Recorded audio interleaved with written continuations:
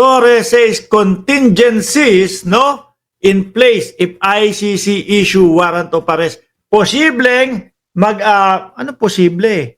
Meron na talaga, 'di ba? At talagang bibigyan na ng warrant of arrest itong si Bato de la Rosa. Kaya lang hindi mawari o mabatid kung kailan ho, mga kababayan. Kaya 'yun yung lugi si Bato eh. Hindi mo alam kung kailan biglang biglang dadating eh. 'Di ba? Hindi mo alam kung kailan biglang dadating yung warrant of arrest mo. Hindi naman ho siya makapagtago ng napakatagal ho dahil 'di ba ang sinasabi niya hindi niya basta-basta isusuko ang kanyang sarili, mga bossing. Sabi din, no?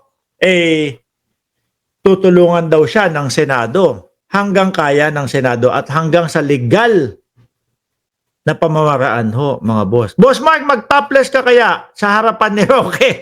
Sigurado susubo yan. Ay mali, susuko pala. Ikaw talaga, Alexander the Great, ha? Niloloko mo si Roque, kawawa na nga, problemado na eh. Yung kay Bato de la Rosa naman ho, mga kababayan, tingnan niyo po yung sitwasyon ni dating Pangulong Duterte. Di ba? Medyo tahimik tayo. Ilang buwan? 2 buwan? Tahimik. Walang ICC, ina-Alaska ho ako ng mga DDS. Pupunta ho dito. Hoy, Mark Ramos, asa na yung sinasabi mong ICC? Bakit wala ngayon? Bakit kailan pa dadating yung ICC mo? Nagulat na lang ho tayo. Lumipad lang ng Hong Kong. Ayun. Pagbalik ho, mga kababayan, may ICC na talaga. No, may warrant of arrest na sa ICC talaga. O yun nga ho. Di po ba? So ngayon, yung kay Bato de la Rosa, manggagalaitin na naman po ito. Lalo na si General Torre, nagsasabi na ha. Nagsasalita na si General Torre. Torre says contingency in place if ICC issues warrant versus Bato. Maaari, posible na mag-issue na pero hindi natin alam kung kailan yan. Or baka alam na ho ni Torre yan. Kayo, naniniwala kayo sa akin? Alam na ni Torre yan? Alam na ho yan. Sabi nga nakikipag-usap o kumbaga, may plano na eh. Di ba? Kaya lang, syempre ho, yung mga ganyang bagay ho, hindi basta-basta ilalahad ni Torre yan. Bakit po, mga kababayan? Alam nila natataka si Bato de la Rosa. Alam nilang hindi agad-agad magpapahuli si Bato de la Rosa, mga bossing. Kaya, saka na natin pag-usapan kapag ka nandyan na o pagka na-aresto na o pagka nakuha na. Ang hirap dito, no? Nung sitwasyon ni Bato de la Rosa, yung sitwasyon ni Bungo, biruin mo, kakapanalo mo pa lang. Tapos ito po, problemado ka na agad sa ICC. Di po ba? Tsaka isa pang nahalata ko kay Bato. Yung nagsalita ho siya, mga kababayan, na dadalawin ko si dating Pangulong Duterte doon sa ICC bago at matapos ang eleksyon. Di po ba? Sabi ni Your Daily Roblox player. Baka kalaro to nung anak ko Your Daily Roblox player, Torre, get Bato, no? And Roque. Sabi Napansin ko kay Bato de la Rosa, gustong papaniwalain yung mga tao na kesyo, dahil sinabi ko na dadalawin ko siya sa ICC, magpo-post ako ng litrato. Nag-post ito ng litrato doon sa kanyang Facebook page, mga kababayan. No? Madaming nagsabi na, ayan, nasa ICC na si Bato de la Rosa. Iyak kayo mga sumusuporta. No? Kay Bongbong Marcos kasi si Bato nakapunta. Hindi naman po ICC yung pinakita doon sa sa litrato. Hindi naman po The Hague, Netherlands yung pinakita doon, mga kababayan. After ng pag-post ng nung litrato na yon na gustong pagmukain na nasa ICC o pumunta sa ICC, wala na ho akong nakita, mga bossing. Wala na akong nakita. Birthday ni Inday Sara Duterte, nagtayo sila ng entablado doon para magmautog sa labas ng ICC. Wala naman si Bato de la Rosa Kung nandun yan, kung nandun ang presensya ni Bato de la Rosa, malamang nagsisigaw din ho yan.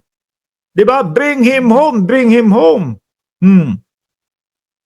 Wala naman tayo nakita. Ibig sabihin, sabi ko nga eh, bakit parang ang itsura ni Bato de la Rosa dito sa pinost niyang picture, eh parang napakabata niya masyado.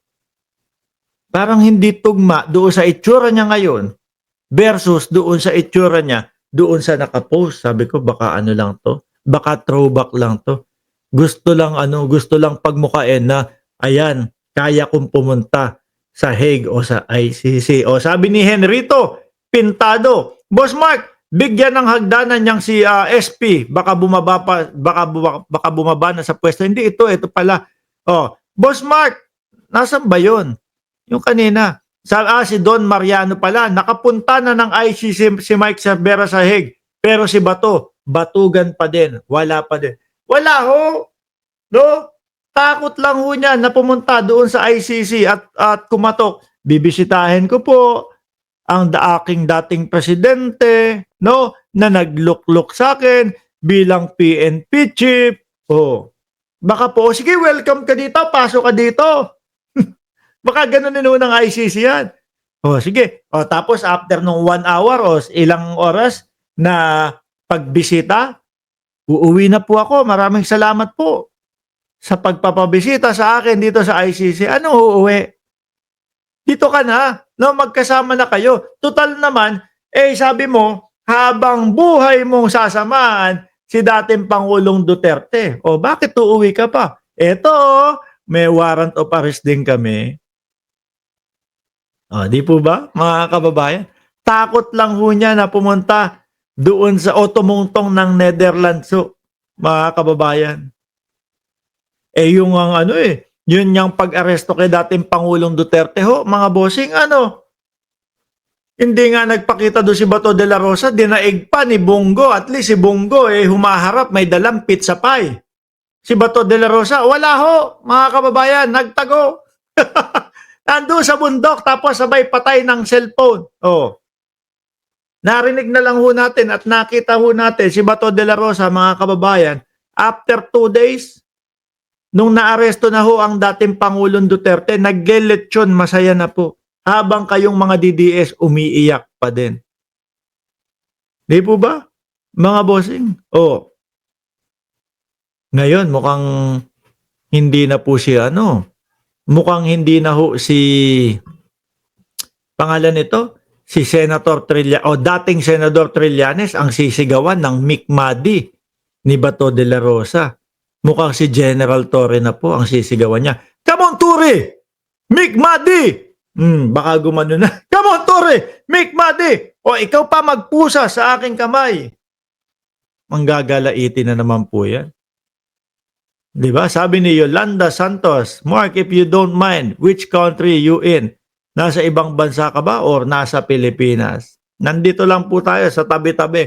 Kung saan po, i-search nyo na lang. Pangalawa o una? Basta nandun. Una o pangalawa na pinaka mahal na bansa. Yun. Nandoon po tayo, mga kababayan.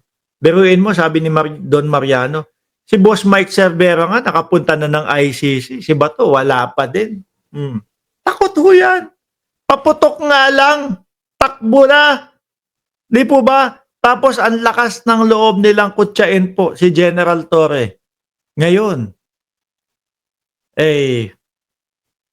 gusto kong makita yung video kapag inaaresto na si Bato de la Rosa, mga kababayan. Nako po, sabi ko sa inyo. Ay nako. Aabot na naman yung mga viewers natin, 14,000, 11,000.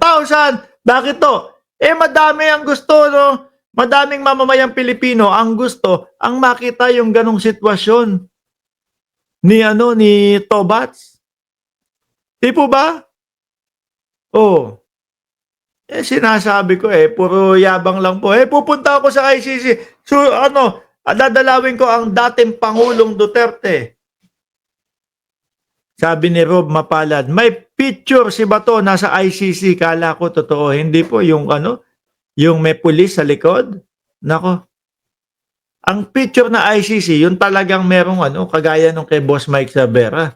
Tsaka kung nandyan yan, pumunta yan, humarap yan sa ICC, pati po doon sa entabladong ginawa nila Inday Sara Duterte para magmautog po sila. No? Kung saan po tumungtong na entablado si Baste Duterte, tapos nagsigaw na kidnapper daw po si Diwata.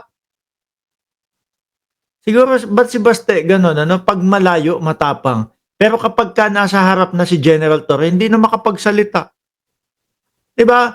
Kung nagpunta po yan ng ICC si Bato, malamang isa din po yan sa tumungtong doon sa entablado na yon at nagsisigaw din ng nagsisigaw din niya ng bring him home. Sabi ni Ma'am Marites Musni, Mark Ramos watching from Usus, US. Shout out po sa inyo, no? At kay Mario Selyahe at kay Tommy Batayan at kay Fernando Samarista at kay 8 Choi at kay Rob Mapalad Susan Suarez. Oh.